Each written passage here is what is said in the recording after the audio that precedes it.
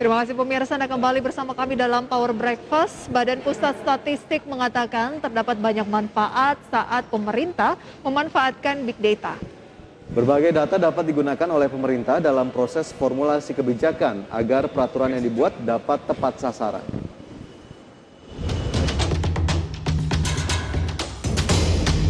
Badan Pusat Statistik mengatakan sejumlah manfaat Big Data dapat dirasakan untuk mendapatkan alternatif informasi baru.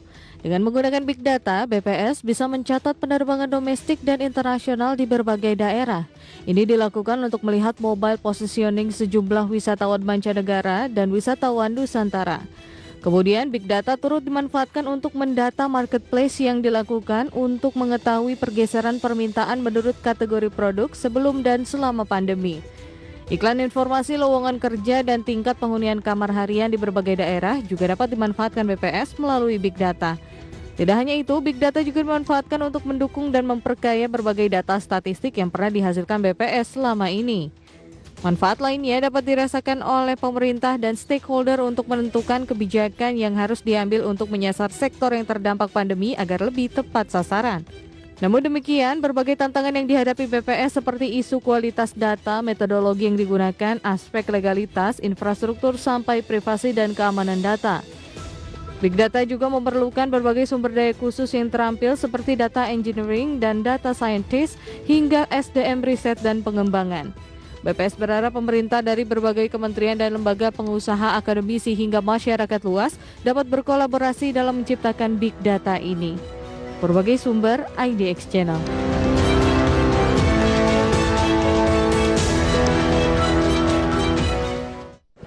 Ya, dan untuk membahas tema kita pada hari ini, bisnis dan analisa data di era Big Data, sudah tersambung melalui Zoom dengan Mas Aksat Rashid Naradipa, CEO No Limit Indonesia. Selamat pagi, Mas. Pagi, Mbak. Terima kasih untuk waktunya, ada Fajar dan juga Prista di studio. Ya. Sehat ya?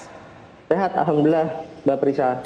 Ya. Siap, Mas Aksat, terima kasih banyak sudah bergabung bersama kami pagi ini. Mas Aksat, ini kita mau ngobrolin soal bisnis dan juga analisa data di era Big Data. Tapi sebelumnya, Mas Aksat sendiri melihat analisa data ini di era digital seperti sekarang ini, seperti apa sih Mas Aksat? Oke, kalau kita lihat sebenarnya data ini kan memang lagi growing ya. Jadi memang berbeda di era sebelumnya itu di mana kita mungkin sulit dapat data ya. Waktu mungkin apalagi di sebelum tahun 2000 kan data itu kan sangat sulit didapat dan infrastruktur belum semaju sekarang.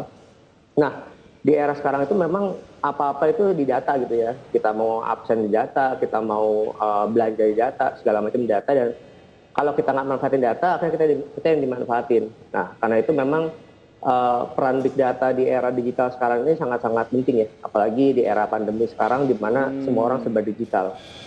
Oke, tapi kalau dari kacamata bisnis, Mas Aksat, apakah kemudian ini juga sangat penting sekali dalam merumuskan strategi bisnis? Ya, betul. Jadi memang kan kalau kita lihat data itu kan memang dia bisa menggambarkan kondisi di masa lampau ya, seperti apa, apakah bagus atau jelek. Dan kalau misalnya dia lagi bagus, kita harus tahu tuh the reason why-nya. Kenapa sih dia bagus? Atau ketika jelek, kita juga tahu kenapa dia jelek. Nah, dengan kita tahu the reason why-nya itu, akhirnya kita bisa mempredik masa depan ataupun memperbaiki kinerja kita di masa depan. Nah, the reason why itu bisa dibaca oleh data yang kita punya gitu ya. Jadi kalau kita nggak punya the reason why tadi, akhirnya kita hanya bisa tebak-tebak. Oh, mungkin dulu kita seperti ini ya. Oh, dulu mungkin kita seperti ini ya. Tapi dengan ada data, kita lebih clear melihat kenapa sih kita itu bisa gagal atau kenapa kita bisa sukses. Gitu Mas, kira-kira. Oke, lantas bagaimana peran dari No Limit dalam hal ini dan mengapa disebutnya No Limit? Oke, jadi kita memang Big Data company gitu ya. Saat ini fokusnya masih di sosial media, di mana kita melihatnya memang persepsi percakapan orang di sosial media kita bisa pantau. Jadi kalau kita lihat produk gitu ya, ketika mereka mau launching sesuatu, mereka ada isu tertentu, kita tahu nih kenapa masyarakat itu suka, kenapa masyarakat itu nggak suka. Misalnya, let's say kalau kita ngomong sebuah telekomunikasi gitu ya, apakah masalah pulsa yang mahal, atau masalah mungkin koneksi yang bermasalah, atau customer service yang mungkin kurang responsif gitu ya. Sehingga dari perusahaan pun bisa lebih efisien ketika mereka mau melakukan improvement. Nah, kenapa No Limit? Karena kita melihat memang data ini tidak ada batasnya ya, gitu ya. Kalau misalnya kita lihat resources itu kan dulu oil, kalau sekarang itu data is a new oil gitu ya, dan data itu udah nggak ada batasnya gitu. Biasanya datanya ini untuk mengetahui misalnya sebuah produk gitu disukai atau tidak oleh masyarakat, barometer untuk mengambil apa ya kesimpulan itu gimana caranya? Oke, jadi memang kita punya engine, Mbak. Engine itu kita meng-crawling sosial media dari mulai Twitter, Facebook, YouTube, Instagram, online news, blog dan forum gitu ya. Kita crawling, itu kita crawling hampir jutaan data per jam. Per jamnya kita ada jutaan data dan kita ada algoritma khusus di mana dia akan mengklasifikasi apakah ini maksudnya positif, negatif atau netral gitu ya. Jadi misalnya, wah lemot nih berarti negatif, atau wah keren nih itu positif gitu ya. Nah, dari data tadi kita jadikan masukin ke algoritma, lalu ada sebuah dashboard gitu ya yang kita develop sendiri. Di situ kita bisa lihat tuh dari percakapan orang terhadap sebuah produk ini itu mayoritas lebih banyak positif atau negatif. Nah, ketika itu positif negatif, kita bisa lihat lagi di dalam positifnya kenapa dan negatifnya kenapa. Begitu kira-kira, Mbak. Oke, tapi melihat kondisi sampai dengan sejauh ini Mas Aksat begitu ya. Ya. Sudahkah cukup banyak yang sadar terutama dari pelaku usaha untuk melakukan analisa data media digital? Oke, jadi kalau kita lihat sebenarnya tolak ukurnya itu ketika, jadi kan kalau kita ngomong adopsi teknologi ya, adopsi teknologi itu secara umum itu memang biasanya paling lama itu diadopsi oleh politik gitu ya. Nah, ketika politik itu sudah mengadopsi teknologi tersebut, maka semua lini bisnis itu biasanya sudah menggunakan itu gitu ya. Nah, politik itu sudah menggunakan di 2014 sebenarnya. Dan 2019 itu lebih masif lagi terkait analisa media sosial gitu ya. Jadi memang kalau pengalaman kita, beberapa klien kita itu memang sudah beragam dari mulai perusahaan, terus kemudian BUMN, kemudian pemerintah, politik, Pemda, Pemprov itu kita sudah banyak handle gitu ya. Tapi memang kalau kita ngomong ke UKM karena memang itu belum ya, karena memang posisinya adalah mereka masih belum tinggi gitu ya data awareness-nya terkait si big data itu sendiri. Gitu kira-kira Mas. Oke, kalau dari segi investasi seberapa sepadan gitu ya, jika kita berinvestasi dalam hal analisis data media digital dengan outcome yang diharapkan? Oke, sebenarnya sih sangat sepadan ya, kecuali untuk data-data yang memang besar gitu ya. Beberapa pengalaman kita itu di perusahaan-perusahaan yang besar, BUMN, di kementerian, itu mereka sangat terbantu gitu ya. Dibandingkan mereka harus baca sesuatu, baca komentar, baca berita, baca sosial media. Mereka tinggal subscribe channel kita, mereka melihat itu hanya dalam waktu hitungan jam itu mereka sudah bisa tahu apa yang terjadi di media sosial setiap harinya. Berarti partner atau klien ya disebutnya dari No Limit ini sendiri kebanyakan adalah kementerian dan juga BUMN. Ya, betul, Mbak. Oke, ini jadi memang sudah cukup beragam kliennya ataupun partnernya, tapi tentunya kan perjalanan tidak mulus ya untuk bisnis ini sendiri. Tantangannya apa aja sih Mas Aksat sejauh ini? Oke, sebenarnya kalau tantangan di awal itu memang kan dulu itu memang orang belum tahu sosial media itu apa ya, dan mereka melihatnya masih sebagai fun ya lucu-lucuan lah gampangnya ya. Nah, memang edukasi itu penting gitu ya, dimana orang itu pertama belum tahu apa itu sosial media dan bagaimana memanfaatkannya bisnis gitu ya. Tapi mulai ke sini itu orang mulai sadar sebenarnya terkait peran media sosial itu sendiri dan pemanfaatannya di perusahaan mereka masing-masing. Nah, sebenarnya kalau sekarang tantangannya lebih ke arah noise ya, Mbak. Karena kan dengan meningkatnya teknologi di media sosial, orang makin banyak yang pakai, dan makin ada juga orang-orang yang menggunakannya dengan cara-cara yang negatif gitu ya. Sehingga memang kita harus bisa memisahkan mana yang memang suara masyarakat voice gitu ya, mana yang noise itu berarti mungkin dia spam, mungkin bot, mungkin memang tidak relevan segala macam. Nah, tantangannya saat ini memang tadi bagaimana memisahkan mana yang benar-benar matters, mana yang tidak matters, gitu kira-kira Mas. Oke, kalau dari tingkat kesadaran, kalau tadi kan lebih banyak bekerja sama dengan BUMN, terus juga kementerian. Nah, kesadaran dari pelaku bisnis sendiri akan pentingnya analisa data media digital ini sudah seperti apa? Oke, pelaku bisnis kita juga memang sebenarnya pegang beberapa Mbak. Jadi memang juga sebenarnya kalau kita lihat justru malah pelaku bisnis sekitar 70% ya, di mana BUMN kementerian sekitar 30% kalau di portfolio klien kami ya. Jadi memang kalau bisnis, apalagi perusahaan TBK itu juga beberapa klien kita, bagaimana mereka harus tahu reputasi bisnis, karena kan memang ya kalau kita lihat harga saham kan akan naik tiap hari ya, sehingga mereka harus tahu tuh ketika mereka itu lagi naik, apakah ada pengaruh di reputasi mereka, atau ketika turun itu ada reputasi di di sosial media mereka. Jadi memang dengan adanya seperti itu, mereka bisa lebih aware ketika ada isu-isu ya. Karena kan kalau kita ngomong sosial media itu kan pasti semua mulai dari yang kecil gitu ya. Dari kecil kemudian mereka snowball.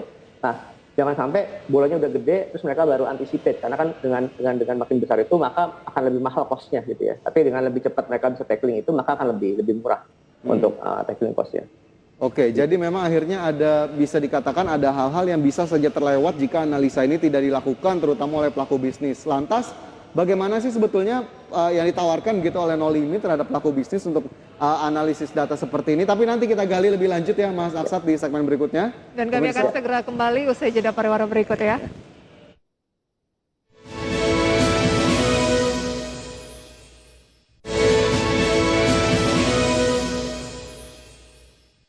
Ya, Anda kembali bersama kami dalam Power Breakfast dan kita berada di segmen Create Up. Pemirsa, kembali kita lanjutkan perbincangan bersama dengan Aksat Rashid Naradipa, CEO No Limit. Mas Aksat, berarti ini jika memang kita sebagai pelaku bisnis tidak melakukan analisa data terlebih dahulu, terutama di media digital kita, ada yang terlewat dong, ada yang ketinggalan berarti ini dibandingkan dengan kompetitor gitu ya? Ya, pasti Mas. Dan memang kan kalau kita ngomong big data itu, kita tidak hanya monitor diri kita sendiri, tapi juga monitor kompetitor strategi ya. Jadi kita bisa lihat apa yang mereka lakukan, apa yang lagi menjadi isu di sana, atau semacamnya gitu Mas. Oke, kalau dari No Limit sendiri, sejauh ini animo dari klien seperti apa? Kalau kita lihat justru sekarang sangat meningkat ya. Jadi kan kalau kita bisa lihat kan memang kalau kita di marketing itu ada aktif ada pasif ya. Aktif itu berarti yang kita mencari klien, pasif itu berarti yang mereka menghubungi ya. Jadi memang yang pasif ini itu justru meningkat dari tahun ke tahun ya. Jadi artinya makin banyak orang yang mencari terkait sosial media monitoring, listening, segala macam. Jadi memang kalau kita lihat animonya justru makin meningkat di era-era sekarang. Nah, kalau melihat peluang dari analisa data media digital di era big data ini kan sebenarnya sangat besar gitu ya, tapi tetap ada gap. Nah, upaya No Limit untuk mengatasi gap yang masih ada ini seperti apa? Oke, jadi memang yang pertama pasti kita terus lakukan edukasi ya. Edukasi karena memang tadi, pertama kalau dulu itu mungkin orang masih belum aware terkait data itu seperti apa. Nah, kalau sekarang edukasinya lebih ke arah data ini setelah sudah dapat itu bagaimana kita manfaatkan gitu ya, karena juga tadi data itu kan sebenarnya seperti apa ya, seperti senjata ya. Jadi kalau misalnya kita itu manfaatnya baik maka akan hasilnya sangat signifikan, tapi kalau hasilnya kurang baik mungkin tidak signifikan ketika kita manfaatkan dengan baik. Jadi memang sekarang ini justru PR-nya adalah mengedukasi market supaya memanfaatkan data itu supaya lebih optimal gitu Mbak. Oke. Tapi Mas Aksat, ini saya juga masih saya pertanyakan begitu. Misalkan saya menjadi calon kliennya No Limit begitu. Ini pelaku bisnis berarti ya. Pelaku bisnis begitu ya. Ini prosedurnya seperti apa sih untuk mendapatkan jasa dari No Limit? Apakah saya sudah harus punya spesifik begitu, saya ingin dilakukan hal ini atau justru nanti dilihat dulu oleh No Limit apa yang bisa dilakukan? Oke, jadi kita selalu berangkat dari objektif Mas. Artinya objektifnya seperti apa nih? Karena kan macam-macam ya. Ada yang orang mungkin dia tadinya mungkin kontennya kurang bagus, kita mau optimalkan, atau mungkin dia itu memang punya masalah reputasinya, sentimennya negatif, atau memang dia secara kompetitor itu dia secara oposisinya kecil, atau memang dia mau launching produk. Nah, macam-macam ini yang kita coba discuss dengan klien. Jadi objektif bisnisnya apa? Nah, dari situ kita mapping ke dalam sebuah, mungkin kalau kita namanya keyword atau account ya, yang mau kita pantau. Nah, sebenarnya prosesnya setelah dari objektif ke account, kemudian dari account tadi kita set up itu tidak habis 1 hari Mas. Jadi memang kita udah ready gitu ya. Tinggal dimasukkan keyword-keywordnya, akun-akunnya, kita bisa pantau, lihat dashboardnya. Kemudian nanti ada managed services, di mana ada analis kita yang akan bantu membaca datanya. Karena tadi kita bilang, data sudah tersedia, tapi bagaimana kita membaca itu dan melakukan rekomendasi di situ kan itu memang butuh expertise lagi ya. Nah, di situ kita juga bantu, di mana kita bisa kasih mereka rekomendasi kira-kira kalau datanya seperti ini, maka apa sih yang bisa mereka lakukan gitu ya. Nah, setelah mereka melakukan hasil tersebut, kita pantau lagi tuh hasilnya seperti apa. Kalau dari segi keakuratan gitu ya, misalnya kalau di pasar modal itu kan banyak sekali saham dan analis bisa menganalisis dan memberikan rekomendasi kepada investor. Nah, kalau dalam hal ini misalnya dari pelaku bisnis sendiri memiliki kemampuan tersebut, nah No Limit tanggapannya bagaimana kalau ke depan dari pelaku usaha sendiri sudah punya kemampuan itu, atau akan berbeda kalau dilakukan oleh No Limit? Oke. Jadi sebenarnya kalau kita sih sifatnya komplementer ya Mbak ya, artinya berarti kalau misalnya gini, kita kan hanya toolsnya, datanya dan toolsnya gitu ya. Kemudian nanti ada analis tadi yang akan membaca Sama seperti misalnya harga saham ya, mereka mungkin ada trading view, ada mungkin Iya. mereka mau pakai apapun. Nah, itu adalah tools. Nah, analis tadi kan bisa membaca tuh, oh kalau misalnya kayak gini fundamentalnya bagus, atau kayak seperti ini mungkin teknikalnya bagus. Nah, itu kemampuan dari analis tadi untuk membaca si grafik-grafik tadi. Sama dengan no limit, kita ada grafik-grafik. Nah, tergantung analis tadi untuk membaca si grafik tadi. Akurasi seperti apa tergantung kemampuan dari analis tadi untuk membaca si grafik tadi, Mbak. Oke, memang ahli di bidangnya gitu ya. Betul, betul. Tapi Mas Aksat, seiring perjalanan no limit begitu ya, kita tahu pandemi kan menghantam semua sektor. Ini no limit dampaknya ada nggak? Apakah negatif atau justru malah positif? Oke, jadi memang kalau di awal-awal kita akui memang agak terdampak ya, begitu di Maret sampai Juli. Karena memang kita tadinya ada beberapa klien yang sudah oke, deal segala macam, tapi ternyata mereka harus rearrange budgetnya untuk ke tempat lain gitu ya. Tapi ternyata setelah di Juli mereka sudah mulai normalisasi mungkin ya, mereka sudah mulai arrange budget segala macam. Sampai sekarang sih alhamdulillah justru meningkat, dan kita memang di tahun ini justru sangat positif ya performance-nya. Oke, kalau ekspansi bisnis dari No Limit ke depan kira-kira akan seperti apa? Oke, yang pertama kita melihat data ini sebenarnya bisa dikombainin dengan data apapun gitu ya. Data kayak pengalaman kita di perusahaan lain, kita ada juga kombainin dengan data seperti mungkin data statistik di BPS, data bahkan alam seperti curah hujan segala macam. Baik. Sehingga kita bisa memprediksi banyak hal terkait si bisnis itu sendiri. Yang kedua, kita juga bisa expand ke luar ya, ke luar negeri, tidak hanya Indonesia saja, tapi memang di tempat lain, karena kan kita ngomong sosial media itu kan sebenarnya global. Jadi memang semua orang itu di dunia ini bisa kita pantau gitu di dalam sosial media. Oke, baik. Semoga ke depan No Limit ini makin sukses gitu ya. Amin. Amin. Dan makin bisa membantu lebih banyak lagi pelaku bisnis maupun juga pemerintah dalam hal analisis data ya. Setuju sekali. Amin. Sukses selalu untuk No Limit. Terima kasih banyak Mas Aksat sudah bergabung bersama kami pagi ini. Sehat, sukses selalu. Amin, makasih. Nah, pemirsa, sudah 90 menit kami menemani Anda dalam Power Breakfast. Dan pastikan Anda, pemirsa, untuk mencegah penularan COVID-19, kita selalu pakai masker dan cepatlah vaksin. Masker terbukti menekan resiko penularan hingga 80%, sementara vaksinasi meminimalisasi resiko kematian hingga 73%. Untuk itu, ayo pakai masker dan ayo cepat vaksin. Masker dan vaksin adalah dua sejoli, pasangan serasi masa pandemi menjaga kita tetap sehat dan bahagia. Ya, dan semoga pembahasan tersebut dapat menjadi referensi dan sumber informasi untuk Anda. Tetap perbarui informasi Anda hanya di IDX Channel, Your Trustworthy Economic Business and Capital Market Channel, dan see you in the morning.